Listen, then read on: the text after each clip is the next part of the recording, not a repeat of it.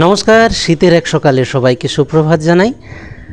সকাল সকাল আজকেই একটু মাঠের দিকে চলে গেছিলাম, আর আমাদের ধান চাষের জমিতে নতুন ধান জন্মানোর জন্য যে চারা গাছ রোপণ হয়েছে এবং সেটাকে পলিথিন দিয়ে চাপা হয়েছে। নির্দিষ্ট চাষের পদ্ধতি আছে, আর শীতের সকাল মানেই তো আমাদের গ্রাম্য এলাকায় যেটা প্রচলিত বড়ি দেওয়া, কলাইয়ের বড়ি, বিড়ি কলাই দিয়ে এই বড়ি সাধারণত দেওয়া হয় এবং সেগুলো দেওয়ার পরে এইভাবে এই বাঁশের পাটাতন বা বাড়ের উপরে রাখা হয়েছে।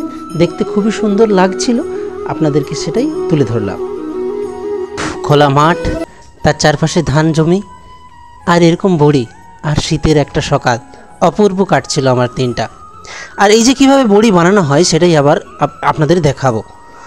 প্রথমে আগের দিনে ভিজে রাখা কলাইকে মিক্সার গ্রাইন্ডারে বেটে তার মধ্যে কালো জিরে, আদা, পরিমাণ মতো মশলা দিয়ে একসাথে এইভাবে ডাব দিতে হয়, অর্থাৎ মাখিয়ে নিতে হয়। মাখানোর জন্য সবাই মিলে, আমাদের পরিবারের সবাই মিলে এটা মাখাচ্ছিল, সেই দৃশ্যগুলো আপনার তুলে ধরছি।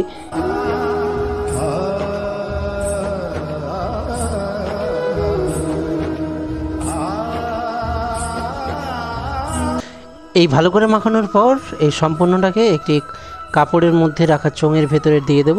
তারপর নিজের ইচ্ছে মতো বিভিন্ন ডিজাইনের বড়ি এর পাটাতনের উপরে দেওয়া যেতে পারে।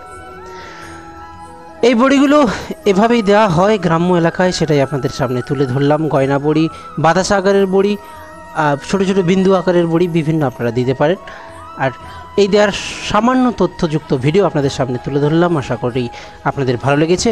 আবার নতুন ভিডিও দেখার জন্য, গ্রাম্য এলাকার পরিবেশকে উপভোগ করার জন্য আমার চ্যানেলে নজর রাখুন।